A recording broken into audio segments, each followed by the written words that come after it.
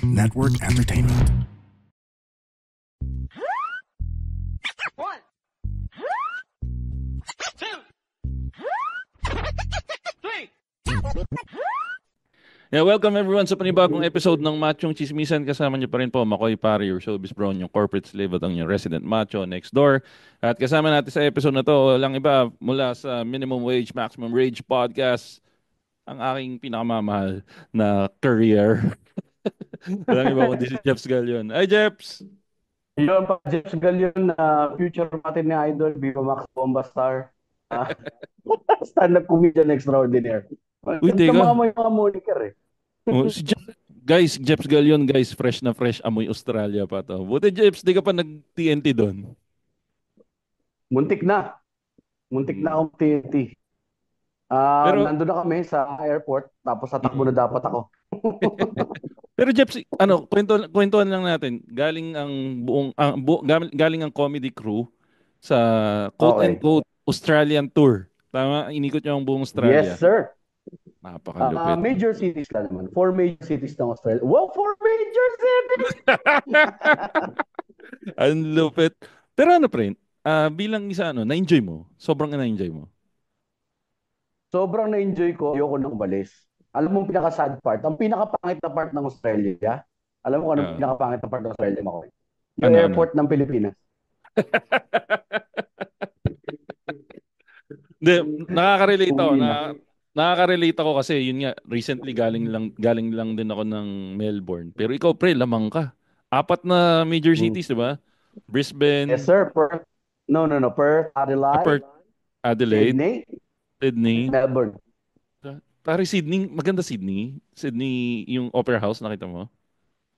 So and so lang pare yung yun lang iconic doon. Hindi kami masyado nakapaglibot sa Sydney.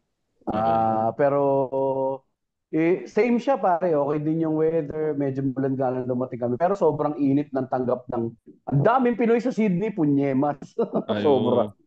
Shout out din sa mga tao dyan sa... Pero yung pare, all in all, Australia, napakagandang bansa. Actually, ako medyo nag-isip-isip din ako. Nag-isip-isip din akong sabi ko, ano kaya, dito na lang kami. Kaya lang naisip ko na na may 4 na aso nga pala akong uwian. Pero ikaw, pre, anong pakiramdam na pag-uwi mo dito sa Pilipinas, ang aabutan mo, nag-aaway ang vice presidente at ang presidente ng bansa? Kaya hindi kayo umuunlad dyan Pilipinas nyo. Di, para doon sa mga nakikinig, bigyan ko lang kayo ng background. Siguro naman alam na ng lahat. First time yata in history, Jeps, na binantaan ng vice presidente ang presidente na ipapapatay niya yung presidente. Nandun na tayo sa level ng ganun, Jeps, no? Oo, nandun na. Hindi ko alam. Ano ba nangyari sa mundo natin ngayon? What did we do to deserve this kind of BS, pare? May ginawa ba ang Pilipinas somewhere along the way?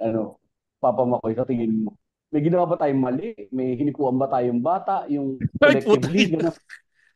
Ano ba? Kasi parang ganun yung parusay, di ba pare? Hindi siya kumbaga ang tawag dun sa hindi siya quid pro quo, pare. Di ba? Yung nararanasan natin ngayon, kung ano man yung ginawa natin kasamaan nung siguro man na collectively, parang hindi siya sa parang nakakaloko. Di ba? Parang masama yung ginawa. Tayo ba pumatay kay Kristo? Hindi ko alam. Ang ganda nung pre, di ako mag-get over na ano bang ginawa nating masama to deserve all of this? Na Diba? tama kay. Hindi naman tayo pumatay ng PWD or wala naman tayong magulang na sumagot ka ba ng baka napasama yung sagot ko sa magulang ko ng isang beses.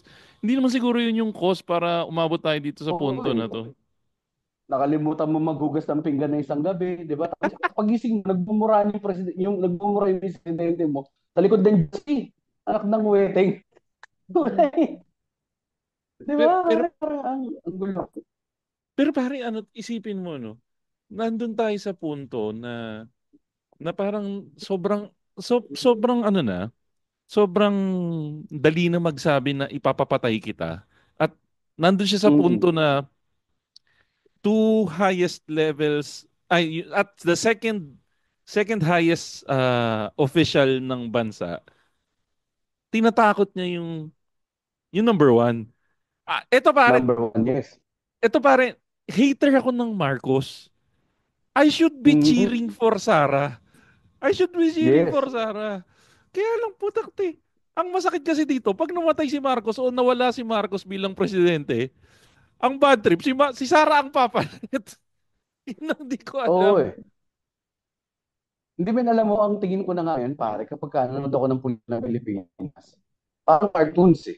It's not that point of absurdity na pare. Sobrang absurd na this can't be real. Yun na yung ano yung may mabasa sa isa. Sobrang puta ang flimsy na ng realidad na parang ayoko nang tanggapin ng, hindi na tinatanggap ng utak ko na realidad to pare. Parang this is a stage play made by elementary school students tapos hindi sila nagkasundo-sundo sa tema. Ina. Di ba? Ang gulo, di Parang, ba? oo eh. Ako, inisip ko kung saan tayo nagkamali along the way. Kasi kailangan to, meron ko sa natin to eh. Kasi in the very first place, inelect ng majority natin to. Inelect ng majority natin. Hindi nila kinailangan mandaya, I think. Dahil parang may collective, nagkaroon ng collective idiocy ang buong mundo. Meron tayong certain na collective idiocy. Sabi na nga period of overcorrection na to. Kung, sa tingin mo, Papa Makoy, meron pa tong remnant of our colonial past. Meron pa bang gano'n na we tend Wala to na cling eh. to extremes? Parang wala na eh. Pero ikaw, sa taos puso sa puso mo, Jeps, naniniwala ka walang dayaan ng eleksyon? Pwedeng hindi na nila kailangan mandayamin eh. Social engineering is so ah sobrang galing na sobrang taas na antas ng social engineering at sobrang baba na ng mental comprehension ng mga Pinoy na parang Hmm. hindi na nila kailangan. Yung mental gymnastics pare, critical thinking, common sense is not so common anymore. So, Ah. parang hindi na mas sway ang boto ng mga ng masa eh. So Na ikaw parang parang ano na eh, propaganda levels na eh. so ikaw nanto ka na sa level na parang nag-give up ka na talaga sa masses na ganun na nandun na sila sa level na yun na papasa nga yung isang anak ng diktador at isang anak ng mamamatay tao na maging presidente ng bansa. Kasi ako nandun ako sa level na siguro dahil nakita ko yung mga rallies ng kakamping and everything na Mm, mm, mm, medyo mm. umasa ako na putang ina siguro ito yung tsansa na manalo tayo. Na may tsansa, may May parang chance eh, may chance. nakikita mo yung liwanag sa dulo ng yun nga yung sabi nga nila yung liwanag sa dilim na or masyado lang ba naging maganda yung packaging nung campaign na yun na kahit patalo na umasa ka na mananalo yung kakamping doon sa laban na yun. Yun ang Kasi hindi ko ano, maintindihan eh. sabi nga ni paring George Carlin, ang idol na idol namin, George Carlin, never underestimate the power of idiots in large groups. Pare. Tama. Agree. Meron talaga yan. Malaking ano yan. They can sway anything. Tapos, ano eh, in hindsight, we might be looking at the campaign. Tinitignan siguro natin yung kampanya ng ano. Pardon the pun, no? With rose-colored glasses, pare. Na Ayun. parang, kasi yung masa, pare, um, nakikita, ano talaga eh, ako taga-Tondo ko, ikaw dyan sa Bulacan ka, no? Oo. Nakikita mo rin talaga napapalibutan tayo niya mga yan. Eh. Hindi natin masabi kung ano yung tinatakbo ng isip nila, why do we pine for ano pare. Yung gano'n na parang feeling ko talaga maliit na percentage lang talaga yun eh. Meron talagang nagkalabasan tapos may mga boto pang nabili. Yung percent na daya eh, na parang madali kasi hindi naman, parang hindi nga daya yun, binigyan ka ng false choice eh. Na, oh, boto mo to. Bibigyan kita Mm. ng pera. Siyempre, pag kumakalaman mura mo, hindi ka na nakakapag-isip Kukunin ng mo. maayos, ba? Kukunin. Pero Di ba? pero ito Jeff, ito siguro tanong ko. Andito tayo ngayon, may dalawa tayong choice. Andiyan si Hmm. Marcos, andiyan si Sara. Hmm. Sa puntong ito, kung halimbawang pipili ka, sino sa dalawa pipiliin mo para mamuno sa Pilipinas, pre? Si President Supreme Leader Xi Jinping. So si Sara kasi connected sila kay si Hindi. Jinping. Kung sila din, re-recta na ako sa source, pare. Ni Direkta na hao, sa o source. chi xiao. Oo. Parang hindi, ano siya eh, parang stuck between a rock and a hard place eh. Yun nga. Babalik ka dun sa trapo kapag ka nandun ka kay Marcos, di ba? Parang yung same old. At least nandun ka sa same old, pare. Ang Kasi 'di ba kaunti. yung parang Mm. yung parang matagal ng choice lagi ng Pilipinas is choosing the lesser Mm. evil. So between these two Mm. evils, kung pipili ka, obligado kang pumili. Pipili ka between Mm. Bongbong and Sara. Ako, as much as, ito pare, it says a lot as much as I hate the Marcoses, kasi alam mo naman natin kung ganong winalangya, Mm. ganong, ano ba yung, ni-rape ng mga Marcoses yung Pilipinas nung panahon nila, yung original Marcoses. Oo. Parang pipiliin ko pa rin si Bongbong over Sara. Yes. Parang ganun. Kasi sobrang unhinged ni Sarah ngayon, men. Parang, Oo, pare. ano to? Ano nangyayari? Ang napapansin ko lang, sobrang galing nila maglaro ng politika, yung pamilya Duterte. Itong sila Bongbong. Magaling na sila Bongbong maglaro eh. Kasi 'di ba yung the whole the whole re-imaging ng mga Marcoses nagsimula yan from a few years back. Kung paano nila pinabango yung Yes, sir. pangalan ng mga Marcos.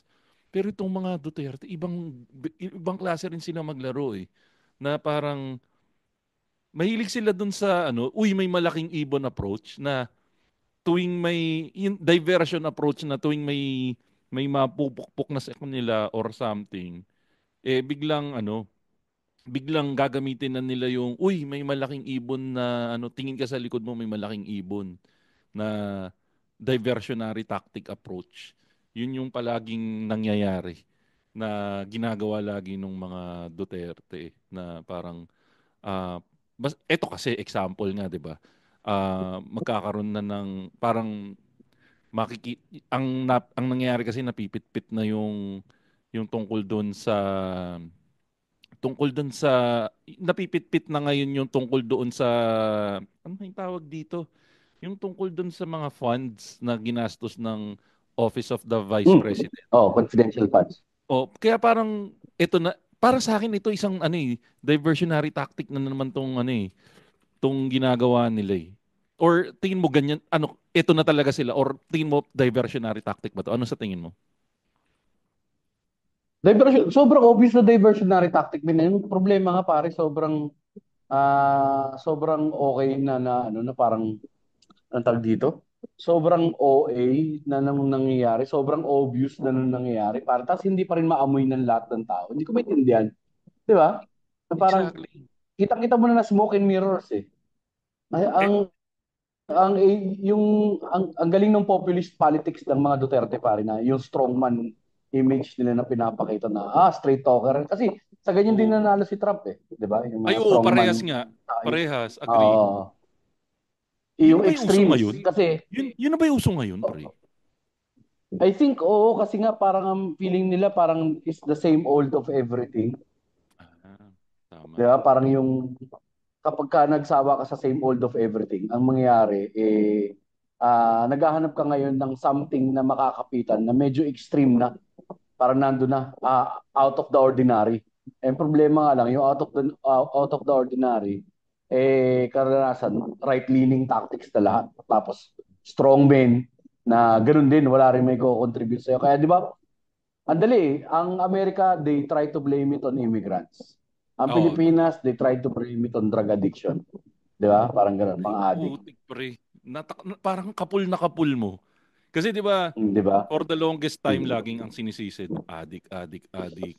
Dalawa actually. Adik, adik, Mm. adik. NPA, NPA, NPA. Kaya nga biglang Yes. pumutok. Kaya nga pumutok tong mga confidential funds. Kasi for the longest time wala namang confidential funds nung mga unang panahon, 'di ba? Parang O, lahat na tsaka, lang or meron ba? meron din siguro pero not at this level. Tsaka para saan? Kasi ang weird ng pagkakaano ng confidential funds. Gagamitin daw for national security, cabinet secretary, si Sara Duterte ng DepEd. Exactly. Yun nga yung pupuntahan ko. DepEd may confidential funds. Complicated. Tapos ang explanation nila ngayon is for national security. What the hell? Di ba parang, ano to, saan? National security, di ba may meron tayong mga ahensya na ganyan? Dapat Oo. budget to ng national defense ng DND. Hindi to budget ng DepEd. Anong gagawin natin, 'di ba? Parang blatant eh. Blatant na parang siguro parang ano to eh. Ang nakita ko kasi Papa Makoy yung ano no. Ano to pare, dictator's playbook yung sinusunod nila eh. You have to make something the other. The other. Katulad nung sa ano, nung panahon ng Germany. Naghihirap Okay, ang sige. Germany. Sige, Tapos sige. Kwento mo sa amin, medyo para sa aming mga tanga na hindi alam yan. Sige, nung panahon ng Germany, sige. nung meron silang nag-undergo sila sa Great Depression, 'di ba? Ayan, medyo alam ko yan. Maraming Okay. nagugutom, may famine, may bagsak ang ekonomiya nila. Oh. Tapos ngayon nakikita nila yung mga Jews nagpo-prosper. Yung mga Jews na nandun, mga businessmen na nasa kanila. So ang ginawa ni Hitler, let's target these people. May other ka ngayon. Sila yung dahilan kung bakit naghihirap ang Germany. Di ba? Putik. Para namin Pala sa mga yun. Juden, ang daming inuubos na pirahin ng mga putang inahin. Ay, Kailangan nako. mong gawin yun eh, pare, na parang mag-steer ka ng national emotion, tapos Oo, ma-divert mo sa isang group of people. para sila Ngayon, ang blinded target. na sila nun, yun na yun, doon na yung target, pare. Blind Eksaktong compliance na. eksaktong nangyari ang pinagkaiba dito kay Duterte, ang mga Jews ay equal to drug addicts and Drug NPA. addicts. Mm. Which is, pare, pwede nating itayap sa Australia, pare. Kagagaling lang natin yung Australia pareho. Papa Makoy, di ba? Sige, Nakita sige. mo sa mga banyo sa Adelaide, pare, or sa na meron silang mga specific disposal bins Ay, for oo. syringes. Oo, meron. Meron talagang parang, alam mo yung, yung at least dun sa area na napuntahan ko parang siyang nakamount sa Mm. pader. Ganon din ba yung nakita mo Nakamount sa sa, pader. uh, Yes, na, so, parang yung mga alcohol dispenser na malalaki. Ganon, oo, tas dun nasa mo banyo siya iuhulog. mismo. Decriminalized kasi yata ang doon, ang drug addiction doon, na mayroong point na parang ginagawa nila is anong tawag dito?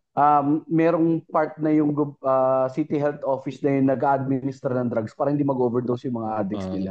So they're Okay. treating it as an actual sickness.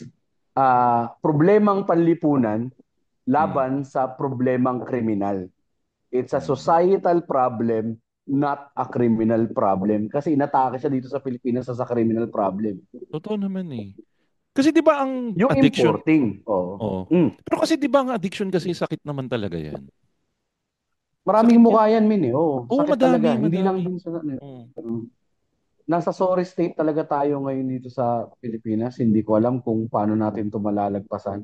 Tingin mo ba practical pa yung buhay natin dito ngayon? Kasi inahabol na rin na expenses natin yung yung sweldo natin. Oh, totoo. Ay, ito, ay, yan. Ang ganda ng punto mo, pre. Ang ganda ng punto mo. Parang yung laki ng sahod mo does not correlate to the inflation na nangyayari. Na, yun nga, Mm. best example, dati 1,000 pre, ang dami mo mabibili. Ngayon yung 1,000 pre, Oo. puta, sahog lang ng spaghetti yun. Ganun Mismo. na kamahal. Ang level pre ng pagtaas ng bilihin. Puta, sa taxi pa lang, flag down ngayon, 50 na. 'Di ba? Though hindi na Ah, ganun kadami nagta-taxi ngayon, pero parang barometer na rin siya. ang minimum fare 12 na yata 14. Puta, 12, 14. Hindi naman sa pagmamayabang. ang tagal ko nang hindi nagji-jeep, siguro mga 5 piso yata yung huli kong sakay. Ganun. Oo, nung bata ko, pinakamababang na inabot ko 1.50. Ay, parehas 150 po yun tayo. para sa mga hindi marunong mag-Espanyol. 1.50 ay 150. Parehas tayo pre, 150 inabutan ko. Tapos parang, ito yung medyo nung panahon natin, parang for the longest time, ang tagal na 150, di ba? Tapos Mm. nagsunod-sunod yung pagtaas niyan eh. Natatandaan mo yung mga panahon pre na pag nagkasabay kayo ng kaibigan sa jeep, parang mag-aaway pa kayo kung sino magbabayad dati. Sino Na puta, magbabayad? Oo. pare ako, ngayon pre po tayo na parang deadmahan kayo hanggang makapagbayad kasi puta magkano? 15, 13 eh. 13 na Oo, pamasahe sa depende jeep. pa sa layo. Mm. Ako. 'Di ba? Ang 13 dati, Eh, pamasahe na sa Apex yun eh. 10 ang minimum ng Apex dati, di ba? oo Tsaka may pare ang ngayon puta 59ers tsaka 99ers. 39ers lang yung dati panahon namin ni Makoy. Uy, nabutan mo 1999. Alam mo yung 1999 sa Wendy's? Mm. 'Di Natatandaan ba? mo May yung, mga yung ganun pa. price nung salad nila na side salad nila, 19 Side pesos. salad 19. Saka yung Yung chili con carne, 1999 Silicon. pesos. Pero ang natatandaan ko nga dati, yun nga, ang laki ng presyo ng bilihin. Pero ang problema kasi ito nga, bumabangga siya ngayon sa nangyayari ngayon dito sa gobyerno natin na nakakatakot. Na ipaglalaban mo na sa ako hater ako talaga ng mga Marcos for the longest time. I cannot stress that enough na sobrang hater ko ng mga Marcos. Pero bilang Pilipino, parang I'm still hoping na yung Marcos government does good. Ang problema ito nangyayari nito ngayon. Kasi recently may mga ginawa din naman si President Bongbong na maayos na masasabi kong maganda. Hindi ko alam kung panakipbutas lang yung mga nagagawa niya recently. Pero for the longest time nga, sobrang, siguro dahil sobrang pangit nung, ako hindi ko, parang lahat ng konting-konti yung nakita ko magandang ginawa nung Duterte government. Na siguro Wala sa naman. merong konti. Bigyan natin, let's give them credit where credit is due. Kahit konti, meron niyang nagawang maganda. Siguro na-overshadow lang nung mga pangit na nagawa. Pero meron at meron Ribbon siguro. cutting. Pero meron yan. Maghanap tayo merong konting magandang nagawa. Ikaw, anong opinion mo sa EDSA Carousel? Ay, okay lang pare. Sa carousel. Ibigay natin. Nung una, hater ako ng EDSA Carousel. Pero kahit pag tinitingnan mo, medyo maginhawang binibigay niyan doon sa mga commuter.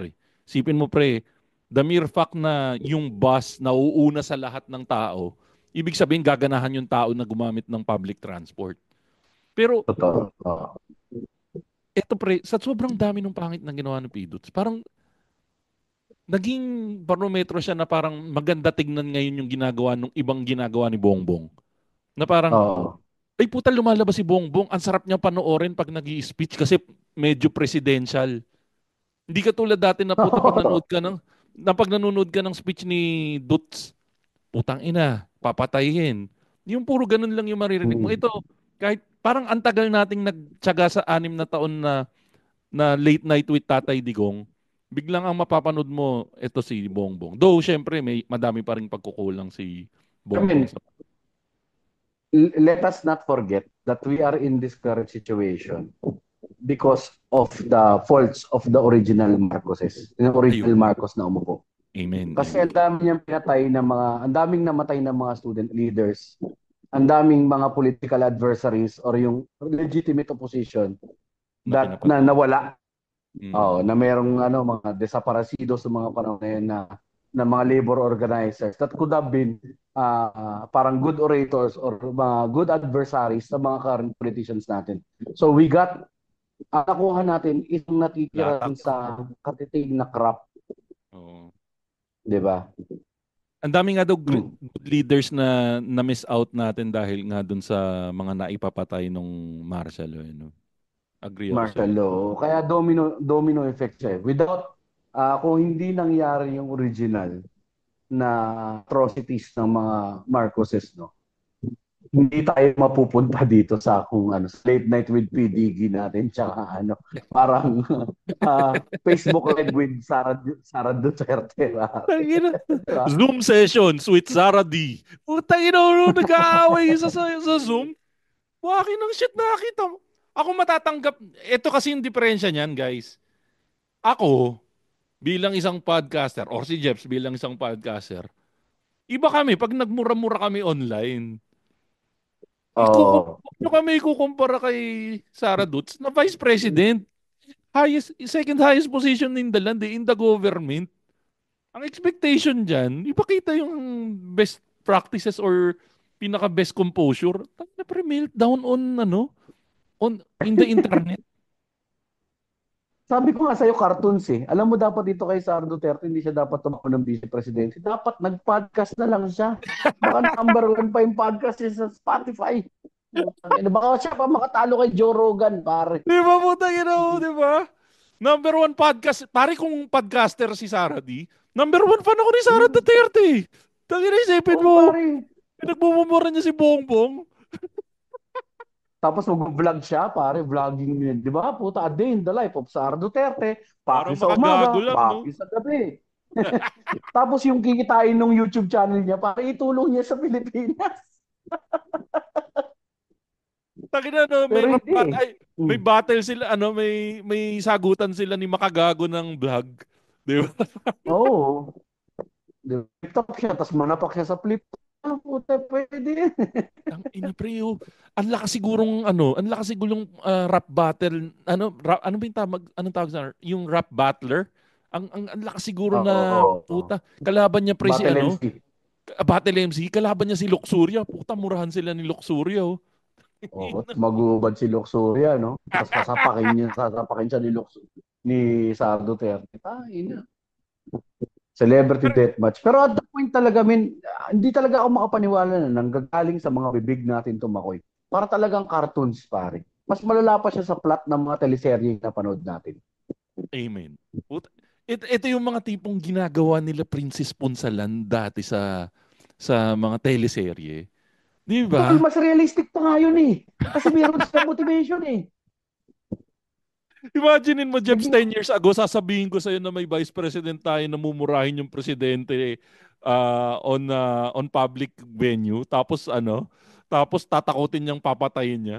Maniniwala ka ba sa akin 10 years ago na mangyayari yun? Putang ina. diba? Yun talaga yung pinifigure out ko eh. Tsaka, yung mga bumoto nandun, ay, nagigets ko yan. No point in blaming right now. We're still on the same boat together, pare. Hindi natin sila pwedeng sisihin na, puta, magkakasama din tayo, pare. Lahat tayo dadaan nito eh. Although partially, malaki yung fault nila, mas mahirap naman masyado maging nihilistic na let the fucking world burn. Ginusto niyo yan. Damay-damay na tayo. Kasi parang may root cause kasi yung problema eh. Yun yung nakalimutan nung movement eh, kung bakit sila nanalo. Walang nakaresolba dun sa yung mga problema natin panlipunan, yung mga problema natin pang edukasyon. Di ba? Saka lang tayo na nag-educate yung meron yun yung pataasan ng ihi mentality kasi na parang gawa ng social media, my opinion is better than yours. Amen. Kaya na-alienate lalo yung voter base na yon, 'di ba? Nagkaroon ng naging kulang smart shaming. So, ang daming Smart factors shaming. pare na social engineer siya from the get-go. Kaya hindi ko maintindihan na parang yung mga lalo na ngayon pati yung mga white collar or yung mga medyo malalaki yung sweldo, 'di ba? Parang nung una parang inisip nila, it does not affect me. Ang maapektuhan dito yung maliliit. Ngayon, maapektuhan kayo. Pag nagtuloy-tuloy pa tong political instability na to. Pero yun yung isa sa pinaka-frustrating talaga, no? Yung ah, ang ganda nung sinabi mo yung sa smart shaming. Kasi dati talaga, Mm. pre, nag-e-effort talaga ako eh. Nag-e-effort akong mag-inform ng mga Mm. tao na, putang ina, mangangarir ako na, alam mo ba na mali yung sinasabi mo sa social media na ganyan ka? Mag-e-effort ka, mga 10 to 15 minutes, itatype mo lahat ng facts and everything. Tas, putang isasagot sa'yo, Eddie Wow, o kaya ikaw na Eh magaling. di wow, Putang di ina, ba? yan yung tingin ko yung Eddie Wow yung isa sa pinaka-bad trip na naimbento sa balat ng lupa. Na wala ka nang laban dun, pre. Pag hiniritan ka ng Eddie Wow, parang, o sige na, panalo ka. Oo. Yun yung Yun, isa. yun, yung, yun talaga yung pinaka naging, parang siguro, isa sa mga catalyst. After nung smart swimming, na-set up yung smart swimming, di kayo na matalino, kayo na magaling, kayo Mm. na may pera. Sabayan mo Yan. ngayon ng intensified regionalism. Ay po. Utang ng mga taga Maynila, yan, mga Bisaya, ganyan-ganyan. Sabi ko, what Dalin the niyo, fuck? gawin Saan niyo, nagaling gawin to? niyo yan dito sa Mindanao. Mismo, at this point and age, kung kailan mas homogenized ang culture, mas Oo. connected yung mga islands, pare na parang we now have access on information about our brothers and sisters in the Visayas and Mindanao. Tapos mas well-traveled ang mga tao ngayon. Bakit tayo naghaharangan? Putang ina sa lang sa TikTok pare, mga comment, mga Bisaya kasi ganyan, Namaril kasi Bisaya. Actually, yan nga yung medyo na napapuzzle ako, Jeps eh. Alam ko magka-batch tayo halos. Tatandaan ko, nung kabataan Oo. natin, medyo uso na yung bay, yung pangaasar sa mga bay, sa mga Bisaya. Medyo Oo. uso na nun eh. Mm. May pangasar na dati na, ano ba yan, pormang Bisaya, o kasi Bisaya ka kasi. And for some time, hindi ko alam kung dahil nag-mature ako o what, or naging mature yung audience na napupuntahan ko, Parang napansin ko na wala na yan eh. Parang napansin ko Oo, for nabura some ko rin time yun. Mm. nawala yan eh. Tapos biglang nagkaroon siya ng resurgence recently na nauso na naman yung Bisaya ka kasi ah, nauso ulit yung pang-asar na yan for some reason na hindi ko alam pa rin kung Oo. bakit siya nagkaroon ng resurgence nitong nakaraan. Nakakalungkot. Di ba? Parang, ano yun eh, parang kasama sa social engineering, naka-divide and conquer tactic yan. Kasi nga, di ba, Visayan, Mindanaoan yung the express, the Ah, pride na parang, imperialistic Manila. Yung Manila oo. na parang akala ninyo kayo yung culture hub, kayo yung mover and shaker Oo. of the whole Ang ganda nation. nun. Kasama yan. Ang Kasama sa ganda. social engineering, napansin ko yan, pare, na parang okay. Ang Divide and ganda. conquer strategy na naman to. Pare, back sa colonial times, pare, na may napakinggan ako sa ibang mga historian na napanood ko sa sa YouTube tsaka sa mga nabasa ko. Dati daw ginagawa ng mga Espanyol na mga Mm. Kastila kapag aatake sila sa Visayas, ang kasama nila mga taga Maynila ng mga dato. Pag Ah. aatake sila sa Manila, mga Bisaya ng mga dato. So Anong silbi nun? mag-start sila ng Discord. Mag-start ka ng Discord, pare. Mas madaling sawin pagka hindi yung mga hindi magkasundo yung mga figureheads mo. Mas Kasi madali, may baka mamaya betrayals, pagkasama nila magbebenta. Bisaya tapos ibenta sila na putang ina tayo-tayong Bisaya. Syempre pagtulungan na lang natin tong Oo. Espanyol na to, parang ganun. Hindi, parang ang mangyayari kasi doon pare, yung mga taga Maynila, yung connection nila puputulin na. So ganoon na ngayon, may betrayal na, magchuchu ngayon tong mga taga Manila tungkol sa mga Bisaya, yung mga taga Bisaya na magchuchu tungkol sa mga taga Manila. So yung intelligence hindi yung 'di ba parang wartime intelligence, kung ano Oo, man yung umiikot na strategies, hindi solid, tama. hindi Tama. singular. Tapos hanggang sa ano yan pare, hanggang sa panahon ng mga after pre-colonial, after ng Spanish War ng Philippine-American War, si Aguinaldo tsaka si Bonifacio, di ba? Nauna sa smart shaming. Ay, Si oo. Andres Bonifacio, Eddie Wow, tapos itong si Emilio Aguinaldo yung mga Burgis, di Tawa ba? ka, pre.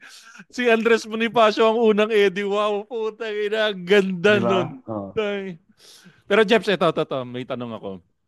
Maglaro tayo, Jeps. Maglaro tayo. Ang laro natin, Jeps, anong magandang next step nung dalawa? So, sample. Mm. Ito guys, para sa mga nakikinig, ito po, baka kasi gamitin sa atin eh. Ito ay katang isip lamang. So, ito ay laro. Baka Mm. kasi i-quote kami na nagko-conspire kami. Di ba si Sarah Mm. binantaan si Bongbong? Anong Mm. gagawin mo kung ikaw si Bongbong? Ha? Ako yung pare, parang may posisyon ako ngayon to hold the Oo. moral ground. Oo. Diba? Yung chess doon eh. Kasi kang ganun. Ikaw ngayon yung mag-goodman ka ngayon. Goodman strategy ka. Hindi ka mag-out in the open na magsasalita na parang Pero, on the lookout ka. On the defense ka ngayon. Kasi pwede mo nang i-demanda ng dapat nga. Medyo visionist na yung Tingin, pare. tingin ko dun sila papunta eh. Medyo Kasi parang sinabi tantamount sa nila na treason na eh. pananagutin nila. Diba? Shit, Jeps, sana kung mag-civil war, pwede na tayong kumuha ng refugee status sa ibang bansa. Jeps, ito gagawin ko kung ako si Bongbong. Ito yung Mm. gago approach ko na the gago in me. Again, Mm. katang isip lang to guys ha. Katang isip. Kung ako si Bongbong Jeps, mag-a-align relay ako. Magpa-plot ako ng peking Na, assassination attempt. Donald Trump. Pare, yun. Something to that effect. Donald Trump effect, pre. Yung tipong patay nga lang. Kasi Oh. pre, tapos si Sarah dun. Tapos si Sarah dun, ang pagbibintangan lang nun si Sarah. Kasi may open threat siya eh. Hmm. Oh, may open threat siya eh. Tsaka pare, nga dapat yung treason eh. May treason na parang pwede ng yan. Seditionist nga. Parang rebellion na eh. Pwede na, pakunti-kunti na eh. Na gumagawa na ng de facto government na isa eh. Parang may ganun na. Nga lang, wala lang ebidensya siguro. Parang ganun din ginagawa. Naglalaro-laro pa sila. Mm. Pero tama yung parang pwedeng gawin ni pwedeng gawin ni Apple Lakay Jr. yan. Sipin mo kung gago si Bongbong, oh. Tangina, pabaril lang siya sa tenga, oh. Hanap siya ng sharpshooter, kaya lang baka tablahin siya. Yun yung nakakatakot doon. Oh, Tangina, baka tangina, yung pala mag-double the tropa ni... money. Oh, baka tropa pala ni Sarah yun. Ano, di ba? Pero kita mo dito makikita yung galing nila Sarah. Di ba? Na Mm. parang, puta, overboard yata tayo dun sa threat, ah. Mukhang eto na, tinitingnan na tayo na nagbigay tayo ng isang possible threat at baka makasuhan tayo. Narinig mo ba yung naging palusot Mm. nila? Hindi daw active threat yung ginawa ni Sarah. Conditional threat. Narinig mo ba yon? Mm. Oo, pare. Pero parang at this point in time, talaga eh. Lahat na lang. Kakainin ng supporters nila eh. Ano? Ano, kakainin? Kakainin ng supporters nila yan. Makadi-defend nila. Nasa age of spin kasi tayo ngayon, men eh. Pre, Meron, tangina. simula na magkaroon ng alternate facts na hindi naman talaga tama. Lahat parang argue, parang pwede mong i-argue. May Mm. mga bagay tayong dapat hindi i-argue eh. Ang, ang, ang araw ay lumulubog sa gabi at lumalabas ang buwan. At sa naman, sa umaga ay sisikat ang araw. Yung panahon, hindi. Nandyan lang ang araw. Di ba? May altas na kasi. Doon tayo nagkandadali-dali. Parang kahit na anong sabihin nila, madidefend nila. Parang nasa na ako ngayon. Ang point ng ko ngayon, yung nararamdaman ng puso ko is hindi ko na alam kung anong gagawin ko din sa bansa ko. Parang,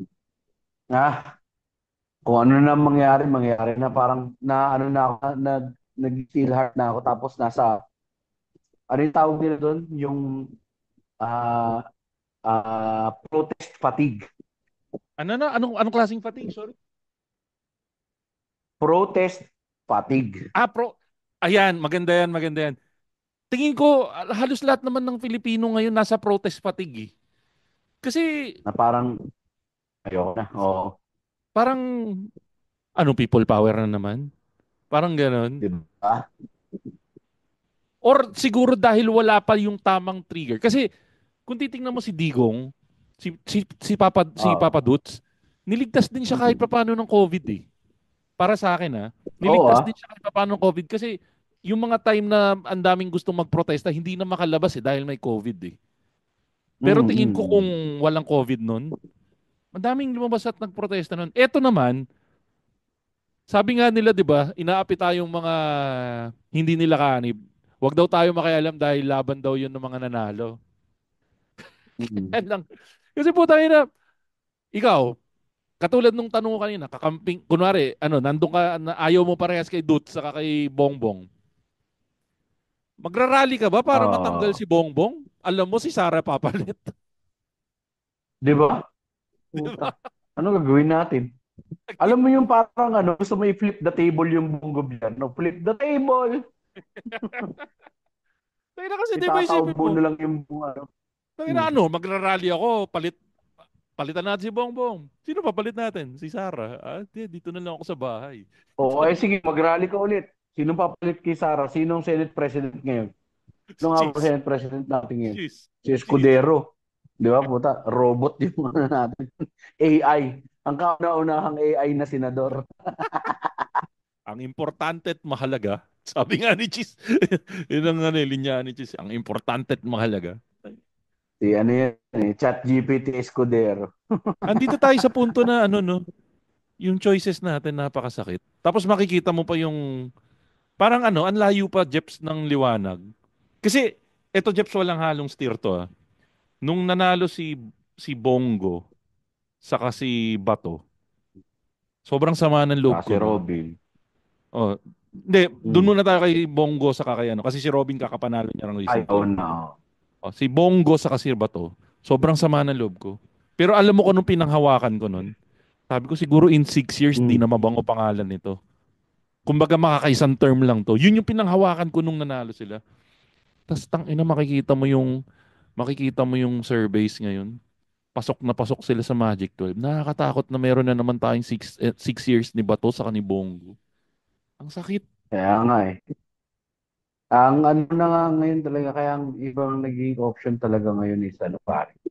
Ipunin mo na yung ngipin mo kasi baka dumating yung panahon, ipambarter na natin yung mga ngipin natin sa ano produkto or kidney, mga ganun pare, di ba? Either that or parang we must live in exile. Parang I don't see the point. Sabi nga ni ano pare, ng paborito naming ano ni Mac, no, mahal kong Pilipinas, mahal mo ba ako?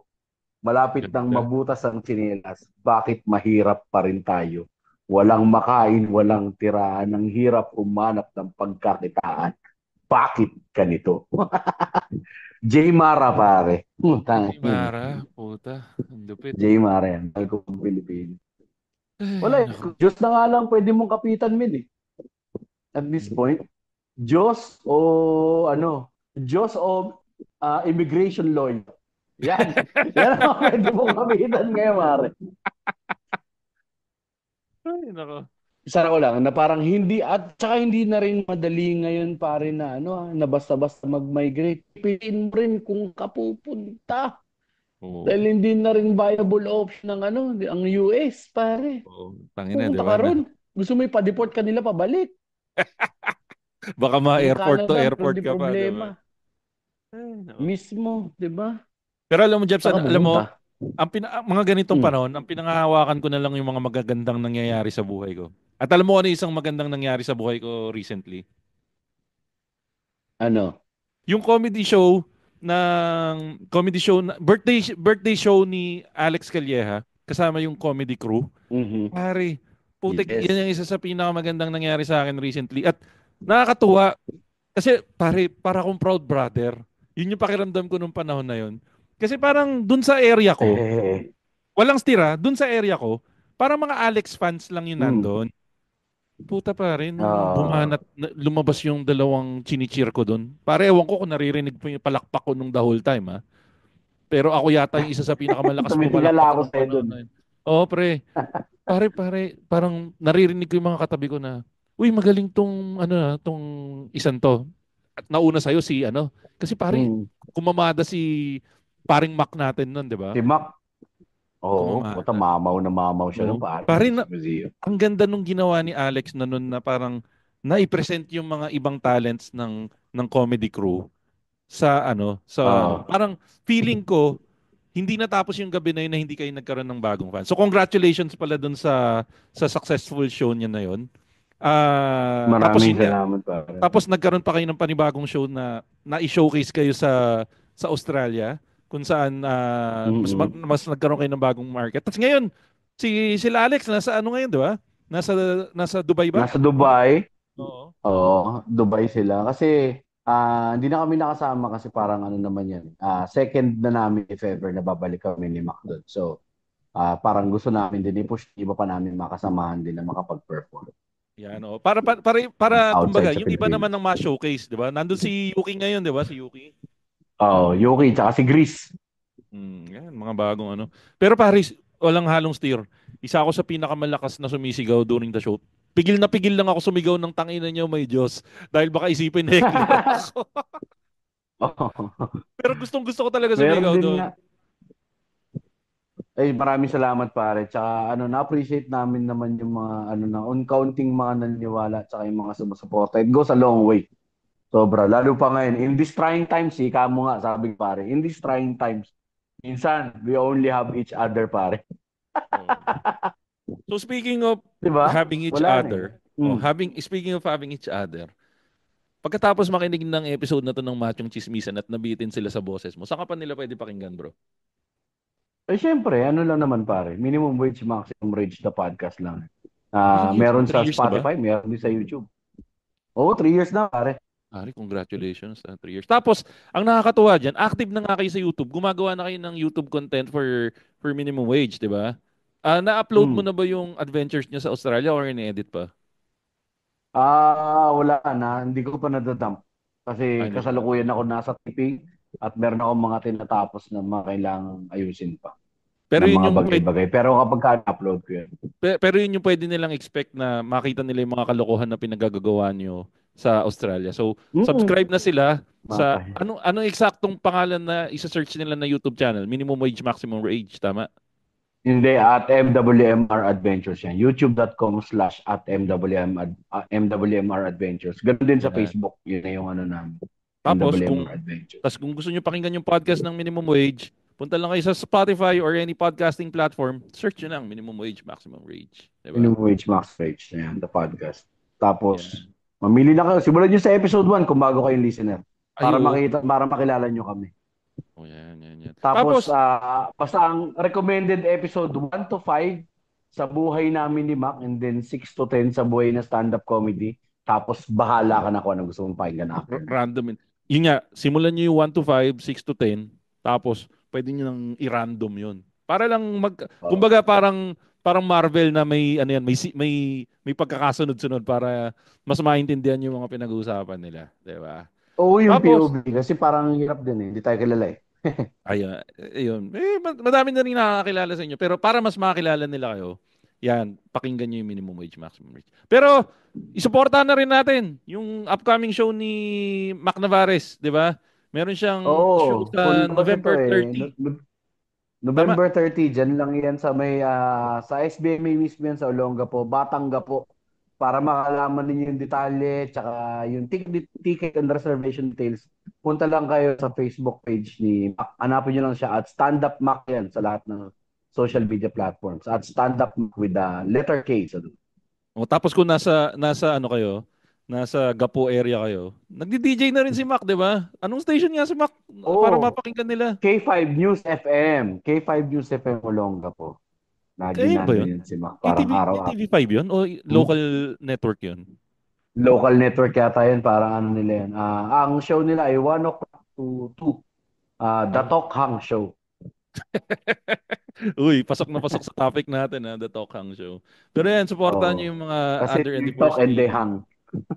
Pero yun nga, supportahan natin yung mga other endeavors ni tropa natin na si Mac Navarez para di na siya bumalik sa paggawa ng masama. Pero ikaw, Jeps, wala ka pang parang upcoming project na susunod? yun. Pero wala ka pang upcoming Wala pa projects naman. yan o pahinga muna? Baka magsara muna ng tindahan eh. Meron kami year-end show siguro ng ng The Comedy Crew. Check nyo na lang yung The Comedy Crew na Facebook page sa website. Yeah, para for future shows and updates. Yan. Ang dun sa lahat ng napag-usapan natin, Jeps, ang pinaka-final siguro. Tingin mo sa lifetime natin may pag-asa pa? Ano yung pipe? Anong klaseng pipe dream yan, Makoy? Anong klaseng pipe dream yan? Or at least kasi dahil nakita sa ko yung sobrang kasi nakita ko yung anak mo, ang cute nung anak mo eh, yung baby mo. Bunso? Yung bunso. Hindi ka ba natatakot sa kinabukasan niya? Natatakot na nga. Kaya parang kung ano man yung mga ibang mga options na pwedeng kung ano sila, nando naman yung tsuhin nila sa Europe. So kung gusto nila pumunta ng Europe, pumunta na sila ng Europe. Parang, I don't know. Hindi ko na rin talaga alam. Final say? Kung sa final say, parang sa dami ng stress na natatanggap natin sa gobyerno ng Pilipinas ngayon, tsaka sa nangyari, hindi malabong mamatay pa tayo ng maaga. Parang para tayong kandilang nauupos, no? Totoo, yun mismo, sobrang, Makoy, nadali mo, yun yung pinakamagandang expression doon, pare, kandilang nauupos. Namamatayan ng liwanag, unti-unting nalulusaw pa. Ang hirap isipin a moment of silence. Isipin na ang babalik tayo, we will come full circle. Ang tanong lang natin siguro ngayon, bago matapos tong episode na to, ano bang kasalanan ng ginawa natin? Ang ganda nun, pre. Ano nga bang, di ba? Ano bang ginawa natin? Kung naman tayo hinipuan na bata, yung buong Pilipinas, di ba? Kung masamang kung masamang tao tayo naman, humingi po kami ng tawad. Na araw-araw na ako nagdadasal, pare, na Lord, panalo mo naman kami kahit ngayon lang. Diba? Tingin ko yun yung yun yung, so, ako itong pagkatalo ni Lenny, babalik tayo doon sa eleksyon, yun yung isa sa pinakamasakit na eleksyon para sa akin. Kasi yun yung eleksyon na umasa ako na Yun yung isang eleksyon na parang, puta, ito na yung pag-asa. Ito na siguro yun. Yun yung umaasa talaga ako. Kaya lang puta, talaga talo eh. So, suportahan natin Oo, yung hindi. current government, pero masakit man, pero sana pakita naman nila na may ginagawa sila. Parang Ah, gano'n naman din talaga eh. Support comes with holding with holding them accountable. So dapat tama. pareho eh. Hand in hand, 'di ba? Ang ganda nun Or yung... kung di man, pwede naman tayong mabaliw. Lahat tayo, sama-sama na lang tayong mabaliw. Lumaya tayo. Yan. Kung kayo yung listener ng MWMR, alam niyo to. Maaari naman tayong lumayang lahat. At iwan ang existence na ito. Ay, nako. Ay, taga Jeps, batiin ko lang yung mga kaibigan nating podcast na susuportahan nila. Andyan guys, yung Backtrip Podcast, yung Tigas Tito Podcast, Pinoy Mimeology Podcast, yung 25% Podcast kasama si Jasper Reyes, yung 3040 Podcast, yung MJ's Bubble Podcast, yung Fanboy Chronicles Podcast, yung Hobby Podcast, Galingan Mo Naman Podcast, saka yung Tatay Hood Podcast, saka yung Arya na podcast, suportahan nyo rin kung mga kayo, mga seaman tungkol sa buhay seaman yan, yung mga malilibog na seaman dyan. Tapos syempre, yung pinaka-paborito kong podcast sa lahat, yung Kislot Chronicles Podcast. Saka syempre, yung Minimum Wage, Maximum Wage Podcast. Tapos, Ayaw mo nung MNL 48 na podcast? sorry, ano yung MNL48? Ang tagal tayo in-overtake nun. Ay, di ko... Ang dami Sorry, nun, no? Mga MNL 48 na podcast, may sarili-sarili sila. Ay, nako. Ay, teka, ito pa. Batiin ko lang yung mga Patreon natin. Andyan si Darwin Buswego, si Jun Magpuyo, si Jimbo, si Camille Liserio, si Marge D, si Joe Ian Miravilla. Tapos syempre yung Hobby Podcast. Tapos kung gusto nyo ng nagki-keto diet kayo o kaya gusto nyo ng sugar-free na pagkain, check nyo Ketorific PH. Available yan sa Grab or sa Instagram. Pwede nyo i-check yung Ketorific PH. At saka syempre, yung patron ng mga Patreon, walang iba kundi si Len Mackenzie na patuloy na nagmamahal sa karamihan ng mga The patron of podcast. the arts. Puta, lahat yata, pari si Len Mackenzie, parang lahat yata ng Patreon, ay lahat yata ng podcast sinusuportahan yan. So, malaki ang balik sa kanya niyan. Sobrang maraming Oo, salamat. pare. Tsaka na-meet ko yan. Ay, oo, Sa nanood siya ng show niyo, Australia, di ba? pare. Nakita kami. Yes. Hmm. Nanaligaw pa siya. Tapos nagtatanong sa akin kung saan daw ba yung venue. Sabi ko, ikaw ang Mali taga rito. Hindi ko alam yan. Ay, nako. Pero yun, maraming salamat dyan sa lahat ng patrons. At kung gusto nyo suportahan ng Machong Chismisan, you could do so by going to our social media pages. Follow nyo lang Machong Chismisan sa lahat ng social media platforms. Ako naman, Showbiz Bro sa lahat ng social media platforms. At yun nga, suportahan nyo kami sa Patreon. Patreon.com/Machong Chismisan. Para, ang pinakamura dyan ay kapresyo lang ng isang bote ng milk tea. So, libre nyo naman ako ng milk tea. Yan. At yan po mga kaibigan, ang ating latest episode ng Machong Chismisan. Kasama natin si Jeps Galion ng Minimum Wage, Maximum Wage Podcast at saka ng Comedy Crew na laging nagsasabi. Maraming salamat sa lahat ang nakikinig at tuloy nakikinig ng mga podcast na inyong sinusuportahan. Lagi niyong tatandaan. Tangina nyo. May Diyos. Nga ba? Meron nga ba? Oy, meron nga ba? Actually, yun ang ibabalik ko sa iyo tuwing sinasabi niyo yan. Meron nga ba? Pero meron yan. Meron yan. May ginawa lang talaga tayong mali nung bata tayo. Sabi din ulit ni Jay Mara, pare, mahirap ka na nga, hindi pa naniniwala sa Diyos, wala kang karapatang magreklamo. Ay, nako. At ako nga po pala guys, yung Makoy Pare, your Showbiz Bro, na lagi nagsasabi, lagi nyo tatandaan, ang tunay na macho, chismoso. So, have a great day, everyone. Bleep! Yay!